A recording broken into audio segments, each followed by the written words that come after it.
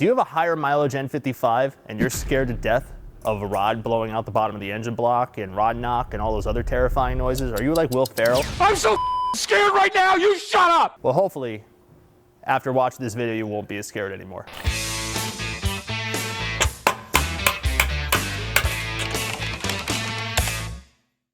There's a lot of chatter these days about the N55 engine and rod bearings and how long they last. Truth be told, we have absolutely no idea what the rod bearing conditions are in this engine.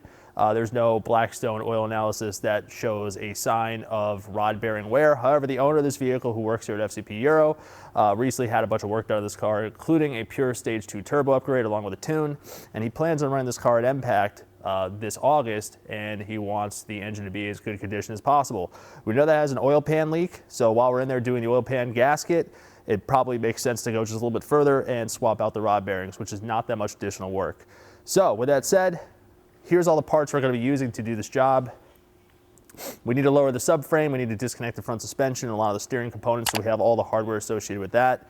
Replacement oil pan gasket, all of the suction tube slash windage tray. This is what this is right here. We'll be replacing this at the same time, which is generally a good idea to do anyway, since it is plastic and it could suffer from micro cracks, which on its own could be a source of problems for rod bearing wear. And along with that, we'll be installing ACL rod bearings along with the OEM rod bolts. Now, with that said, let's talk about some of the tools we're going to need to do this job, and then we can go ahead and jump right into it. All right, so some of the tools you need for this job. First and foremost, you definitely need a way to support the engine. So whether it's an engine support bar, engine hoist, blocks of wood, it doesn't really matter. You need to figure out how to handle that first. But outside of that specialty tool, some of the requirements you're going to need, kind of traditional modern BMW things. You need everything from a T20, T25, T30, and a T45 and a T60 torque socket. You're going to need E10, E12, E14, and E18 external torque sockets. And then your traditional 6 points are going to range everywhere from 8mm, 10mm, 13mm, 16mm, 18mm, 21mm, 19mm as well, and a 22mm socket. And then past that, torque wrenches that could do a torque spec as low as 4 Newton meters, and then torque specs that go upwards of 100 Newton meters, and a ton of torque to angle fasteners. So if you have a torque angle gauge, you need to do something up to 180 degrees of rotation, so have that in mind. You want a 14mm 12-point spark plug socket, and then your variety of other tools to help you along the way, such as a dead blow hammer, impact tools and electric tools, a oil filter cap wrench, which pretty much assume you're going to take on this job yourself. You probably already have, but that's an 86mm 16 flute. And then highly recommend having the tool to keep the hood in the supported position while you're doing all this work as well. So first and foremost, we need to do a bunch of work up top here on the engine bay. Hood's propped, so we have this hood lift support lock in place just to make sure if one of the hood struts somehow fails, it won't come crashing down on us, so safety first. Secondly, we're going to be disconnecting the fuel injectors, the electrical connectors, and removing the spark plugs, because at the end of this, we do need to prime the engine, and it is important to do that without the engine starting. So the fuel injectors being disconnected is going to make sure fuel doesn't get in there. And also the spark plugs being out of the engine's going to crank a lot easier. So just a good idea to do both, but in order to get to that point, you got to take the air box off, our suction cowl, the engine cover. Now, of course, on this vehicle, the back portion of the cowl is missing, which is a very common thing on a lot of tuned cars, E90s and E80s, simply since it gives you better access to the rear. So don't have to worry about that. But we're going to start up here. T20 to get these torque screws out.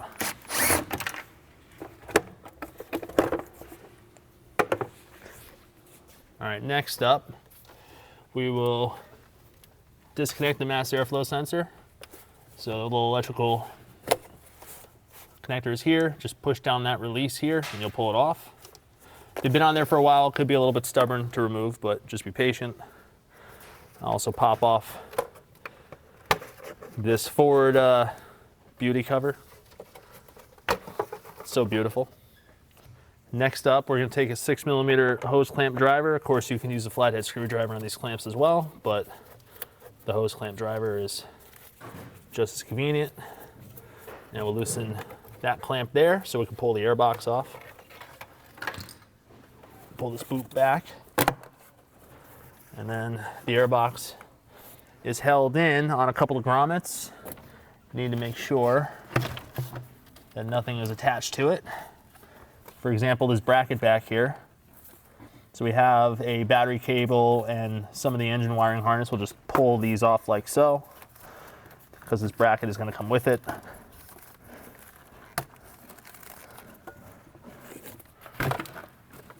And then we'll just lift this out of place.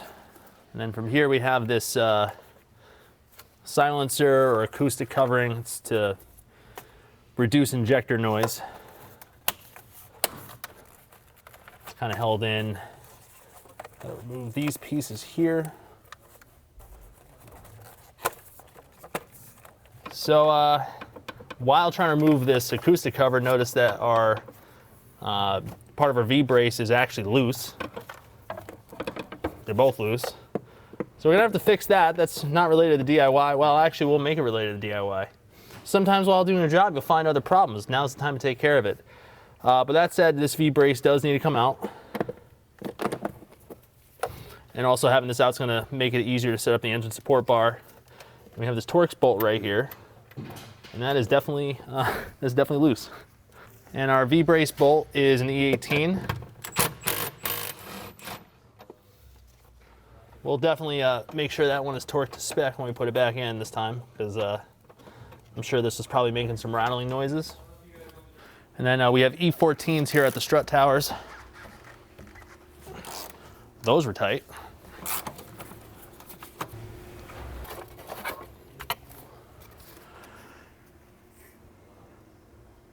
Plastic, lots of plastic. So now at this point we're going to start removing our ignition coils. And again, the reason why we're going to remove the spark plugs is anytime you do a major service on any of these engines, oil pan gasket, oil filter housing gasket, oil pump replacement, Vano sprockets, anything that involves a lubrication system outside of an oil change, the recommendation is to prime the engine, which is to crank the engine 3 times for 10 seconds to completely flush any air out of the oiling galley. That service bulletin for BMW applies to all engines. However, it did originate from N55s dying shortly after pretty common repairs.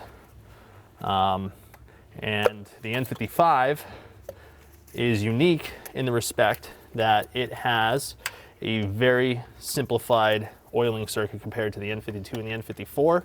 So a lot less oil volume in the oil galley. And it is my belief that that simplification, while it makes the Vano system more reliable compared to the N52 and N54, it does have the Achilles heel. If there's air trapped in there, it does take a little bit longer for that to get out. So BMW has a service bulletin. They apply it to all engines. It's really not a bad idea to do it anyway, but it really stems from the N55. And so we will follow that procedure. And I'd rather crank the engine freely with the spark plugs out. Make it a little bit easier on the starter.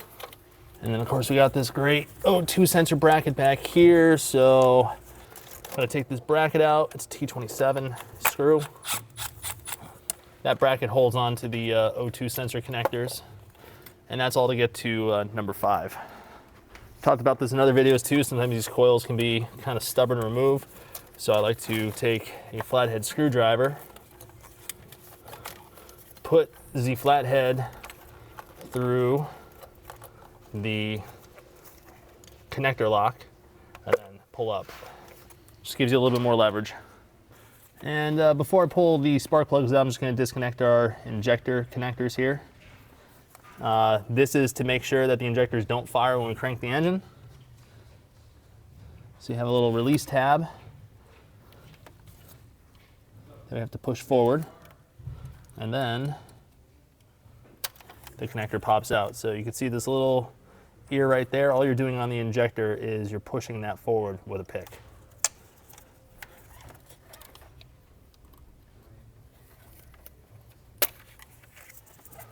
We'll just go down the line and do them all. And now I'll go ahead and remove the spark plugs. So these are 14 millimeter 12 point. There's a special spark plug socket for that. which we offer here at FCP Euro. This one happens to be the Beirut style socket, which has the magnetic holder inside of it, which I prefer personally. And we're gonna be doing quite a bit of work here with these spark plug tubes open. So I'm just taking some lint-free shop towels here. I'm just gonna plug the holes off. If you have any plastic or rubber caps, I'll do the same thing. But I just don't want, you know, a bolt or a screw or something else falling down. So next up, we do need to get this fan out of the way since we need access to the front of the engine. But we also need to drain the oil, and there are some attachments down below that are on the fan. So I'm going to loosen our oil filter housing cap first, just a little bit, just a skosh. And then we're gonna take the cap, or our oil filter cap, and loosen that. And then we'll lift the car up, drain the oil. That'll kind of help it drain out a little bit faster. And then we'll take the splash shield off below, remove the items that are attached to the fan from below. Once the oil finishes draining, we'll lower it back down, then we'll pull the fan out. So this car has an aluminum under tray on it as opposed to the factory plastic or felt one. The factory one is going to be held on by a bunch of 8mm screws. This one is held on by 4mm Allens. So depending on what your car has, it might vary, but we just need access to the oil pan drain plug, which is back here.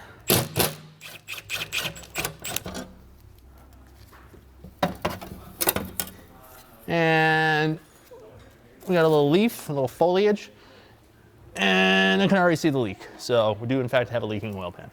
And you know, I just realized I did all that to gain access to the drain plug, but I need to take this entire thing off anyway. So that was pointless. We're just gonna remove all the screws and remove the aluminum tray. And we got a couple drips, so we'll take this off to the side. All right, oil pan leak confirmed, which not really that surprising. So we're gonna go ahead and drain the oil. It's a 17mm for the drain plug.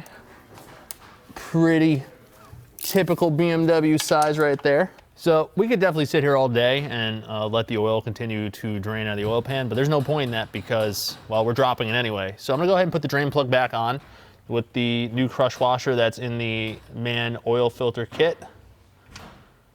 Replace the crush washer, that is a very important thing. Torque spec on this drain plug is 25 Newton meters, and we can just take care of this now. First new part installed. So this is the screw right here that holds our trans cooler to the fan shroud. This would only apply to vehicles that have the dual clutch transmission. So that is a T27. Ironically enough, a 4mm Allen also fits in there, but pretty sure it's a T27. So we'll take that screw out now. And then that'll allow us to freely pull up our fan shroud. I'm gonna take a look, make sure there's nothing else holding it in down here, but that should be it. Should be able to get everything else up from the top. So now we're back up top. We still need to pull the fan out, but we're gonna put a brand new oil filter in. We're just gonna do it now. Makes sense. We'll tighten our cap again, and then we'll pull the oil filter out.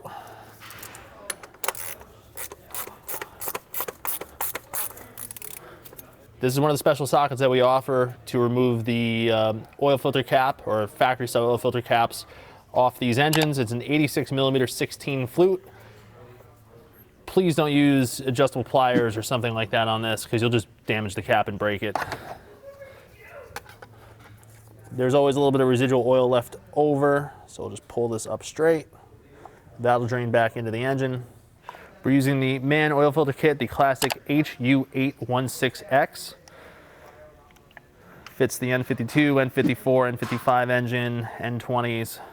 And it does come with the proper O-rings and also the drain plug crush washer. So very important to install the O-rings in the correct position. Number one, this right here, that should always have an O-ring on it. Also, the cage should be present inside the oil filter housing cap. Plenty of engines have failed because somebody has broken this or failed to put it back in.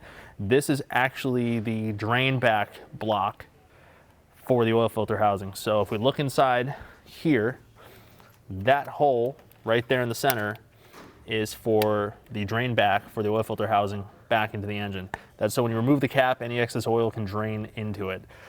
If that hole is not plugged, you will have an oil pressure problem and the engine will slowly kill itself. So always replace his O-ring, always make sure the O-ring is installed, and make sure that the filter cage is installed, like so.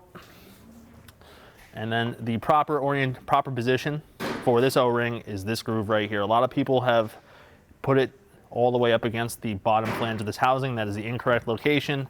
Will cause oil leaks in most cases, but the correct position is right there.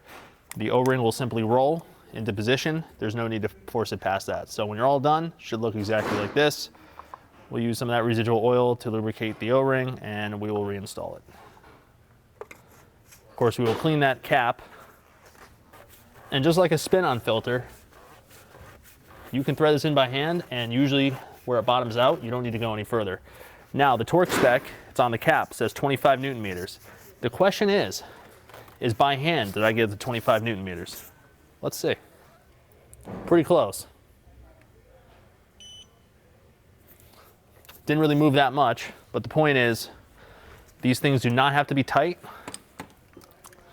You just need it bottomed out, and is that O-ring, the black one, that's what provides the seal. Sometimes these wrenches can get stuck on, so just tap it with the socket, comes right off, or your ratchet rather. Now that we've accomplished that, let's get the fan out. First and foremost, we'll remove our connector here. There's two locks. There's one on the bottom, there's one here on the top. That one on the bottom is in a kind of a annoying place. So I'm just gonna use a little pry tool here to push against it, so I can't really get my finger in there. There we go. We'll put the connector kind of over here to the side. And then we have our expansion tank hose, which conveniently comes over the top of the fan shroud. Not in the way at all. And we will push that off to the side. These can be brittle if they're old, so be careful. They may not have that much flexibility like this one does, and they can break easily, so just be careful. And since this is an aftermarket radiator, it's using a 10mm screw.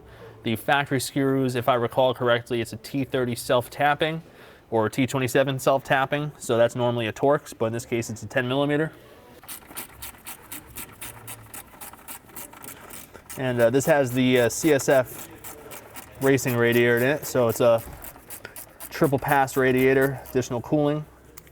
So from here we should be good to pull straight up. We'll just make sure it doesn't snag anything as it's coming up. There we go, comes right out. Just gotta make sure that these little alignment tabs are clearing as they're coming out. And then right here, that's where the transmission oil cooler bolts to from underneath. So if it has a DCT transmission, just make sure you remove that screw before you start pulling up. Otherwise, you're in for a world of hurt. Next up, I need to remove the serpentine belt. Later on, when we go to remove the oil pan, the power steering pump pulley needs to be removed in order to get bolts out of the power steering pump to then release the oil pan. So the belt needs to come out in order to do that. The tensioner is right here. We need a T60 socket, and we're gonna rotate it clockwise as you're facing the engine. That'll release the tension, and we'll be able to slide the belt off. So you'll see the little hole there in the tensioner right next to our pulley. That is where the lock from the factory is. It normally come with a pin. Now I try to keep those pins, but finding them when you need them is almost impossible. Fortunately, a 3/32 Allen bit or Allen key works perfect, and the likelihood of you coming across a 3/32 Allen on a BMW is also slim to none. I would say 0. So we can go ahead and use that with no repercussions later on. That will lock the tensioner in place so that we can just slide not only the socket out, but also get the belt out. So be prepared with that as well. So at this point, obviously, you've seen some stuff change here. So we have this support bar across the engine right now. We're using the E-chassis tow hook. We'll give you the part number for that. The tow hook that comes with your car will not thread into the cylinder heads. It's a totally different thread pitch, so you do need a different tow hook. With that said, we're using a support bar that uses 3 positions instead of the traditional 2. So depending on what support brace you're using or what method you're using to support the engine once you drop the subframe, this might look different. This is our setup. If you're using a 4-point or a 2-point, this is going to vary. With that said, this is our setup that we're choosing to use. And at this point, we're going to lift the car back up and we're going to start removing suspension components, subframe, all that good stuff. So with that said, let's get the car up in the air and let's move on. So at this point, we're going to start removing a bunch of the suspension components. I'm going to choose to unbolt the control arms from the subframe. So these 2 right here, this does have the M3 control arm upgrade, very popular on your E80, E90 chassis cars. So I'll just unbolt the control arms, those will droop down. I'm going to disconnect the tie rod from the steering knuckle, or the outer tie rod from the steering knuckle, both ends. The only difference here on the left side is we do have our headlight level sensor, which we will need to undo. Disconnect the sway bar links right here, and then that will remove the axle suspension from the subframe. So I'm going to do that. I'm going to start with the tie rod and get the nut loose first while everything is still tied together. It's going to be kind of difficult to attempt to do that if the control arm is no longer attached. So it's 22 millimeter. These lock nuts could be pretty tight, so of course the steering is moving, which is okay. I just need the nut to break free, and then I have to counter hold like so. All right.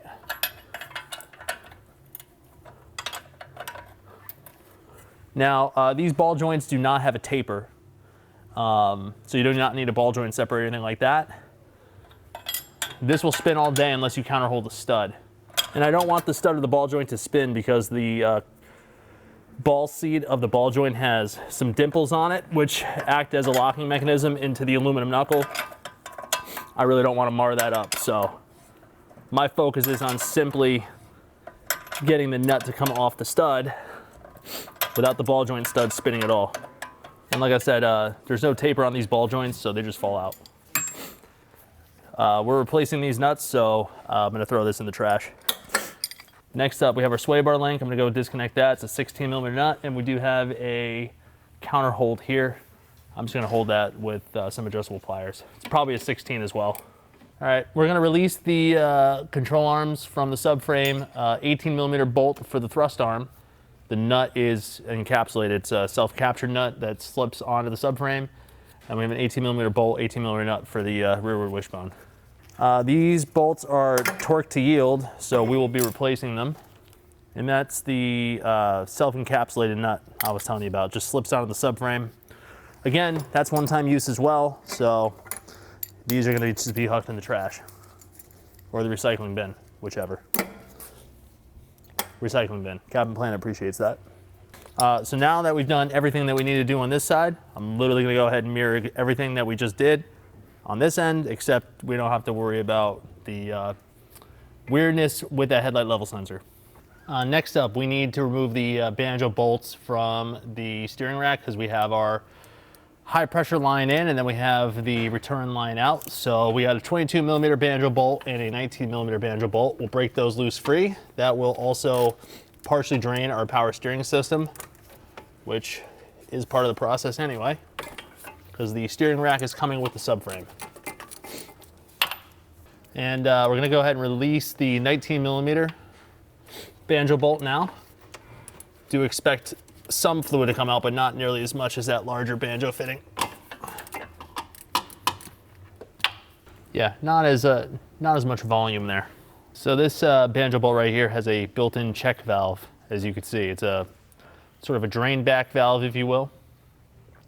If you track one of these cars, so road race or whatever, important to replace this with a banjo bolt that does not have the check valve in it, because if you have a curb strike with the wheels, the pressure that builds up from that could create a back pressure of the system, destroy the power steering pump as well as the end seals in the steering rack. So it's really not that necessary. Most people choose to delete this for that safety. So we could stand here all day and wait for these power steering hoses to stop dripping. I don't want to do that. So we have these little stoppers from CTA. They just simply slip onto the ends of the banjo line and it'll help reduce the mess. So just gonna slide these on. And that should allow us to stay a little bit cleaner. So what we have to do next is remove this Torx bolt here from the steering input shaft. This is gonna allow for this coupler to come off the steering rack when we start to lower the subframe. Pointing to it now to show you where it is, because there's no way you're gonna see that while I'm removing it. So just pointing to it for reference. And that E-Torx bolt is an E10. All right, so at this point, we are getting close to removing our subframe bolts and lowering the subframe. We do have this power steering hose, this pressure line that needs to come off the steering rack because it obviously can't come with the subframe. We also have a cooling hose up here that we need to be aware of. So that's kind of locked in place. We're gonna have to make sure that that's unhooked. And then once these hoses are loose, then we can start removing our subframe bolts. So I'm gonna start here, power steering line, 10mm nut. There we go. The actual bushing broke. I'm not surprised, they typically do, but they should come loose on their own without having to hold anything, like this one over here. So we will replace that bushing. It looked pretty petrified anyway, and not because it's scared, but old. That dad joke. So for our coolant transfer pipe that comes across the front of the subframe, it's held in place with 2 screws. I have a T27 socket on them right now, and they're coming loose. So T27 seems to be the right number. It feels like it's tight in there. It could be an Allen possibly, but we'll find out once we get out, because I actually can't really see it. Well, it's a Torx, but it's a T30, not a T27. T27 happened to work. So that's a very long screw for a very thin plastic flange. We gotta do the same thing on this side, but the water pump is not in the way.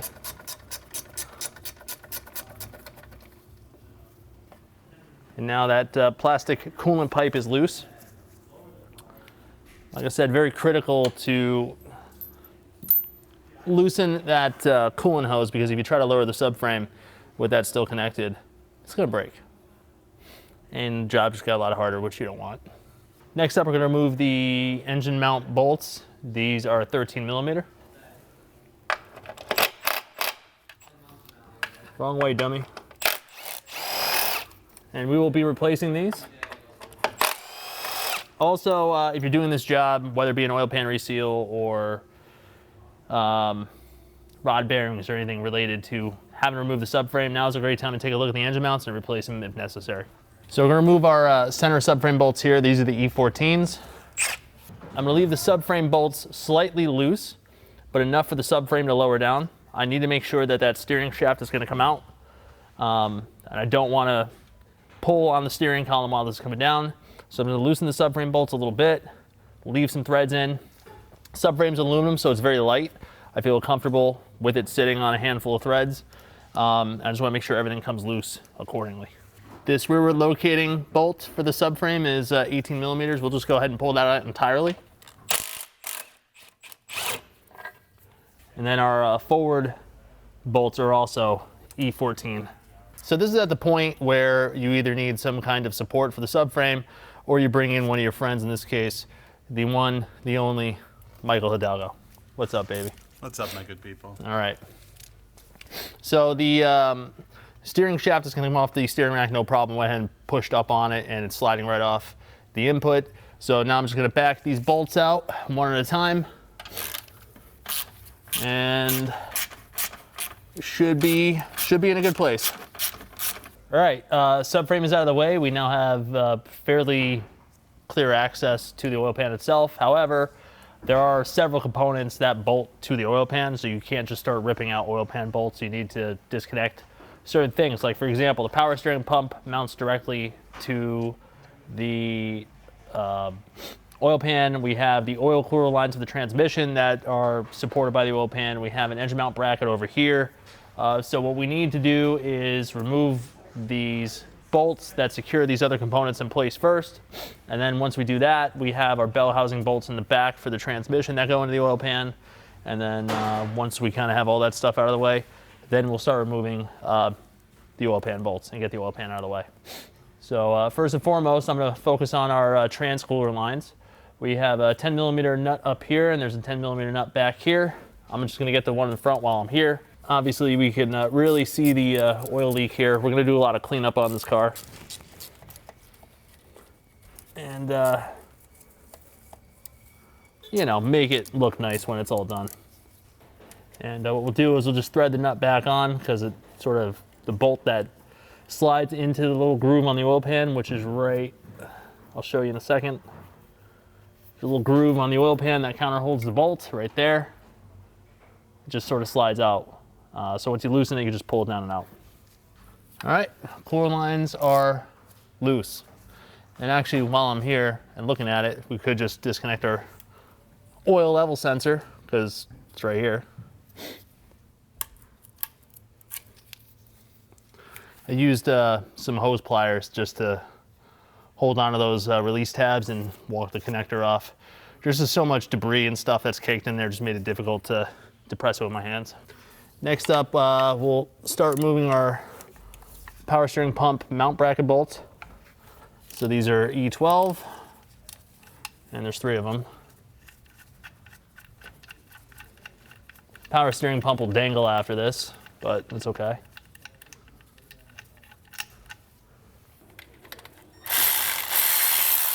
And there it is. All right, we got 3 of these E10 bell housing bolts. These go directly into the oil pan. We have to remove them. These are not to be confused. There are some larger bolts. Those actually go into the engine block, so don't touch those. At this point, now I'm just gonna rip out every single E12 bolt that holds the oil pan to the engine bed plate. So let's have at it. Just gonna thread in these they're called oil pan snap-ups. They basically just thread into the block, or in this case, the bed plate. And we'll kind of hold everything together while I'm taking it apart. Of course, the thread pitch may not be the same, so that would be really unfortunate. All right, so on the N55 engine, the windage tray is also the oil pump pickup. You can see it's integrated all in one unit. It's plastic. It is a not great design for many reasons. We're gonna be replacing this as part of the job. And also, if you're doing an oil pan gasket replacement specifically, it's not a bad idea to replace this while you're in there, strictly because if there's any kind of micro cracking in the pickup tube, think about it this way. If you ever try to drink through a straw that has a crack in it, it's next to impossible. That would be your oil pump trying to scavenge oil from the sump. So I know for a fact that some of these have suffered from micro cracking. Just like the oil pan gasket becoming extremely brittle, you have to imagine this is probably going through the same process. So if you've gone this far, it doesn't make sense to me to not replace it at the same time. But in our case, we need to pull it out just to gain access to the connecting rods. So we have a series of E10 bolts that go around the perimeter. We'll remove those, and then we'll remove it out of the way. And also expect oil to come out once you pull this.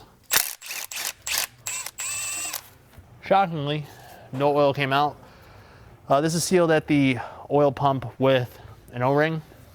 So you do have to rock it back and forth to get it to move out, but it's only secured in with those bolts against the bed plate there.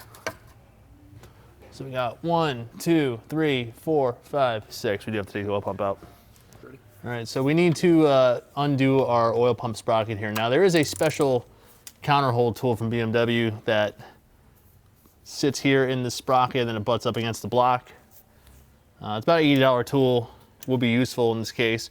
One thing to note, it is a traditional right-hand thread bolt, so it's not counterclockwise or anything like that. What I'm gonna do is be very methodical with my movement of this bolt, T45 by the way. I'm gonna counter hold the crankshaft of the 22 millimeter socket on a ratchet, and we'll break it free very carefully, like that. We are going to have to be careful when we tighten this back down because it's going to go against the tension side, which is over here, but we will be able to do that, no problem.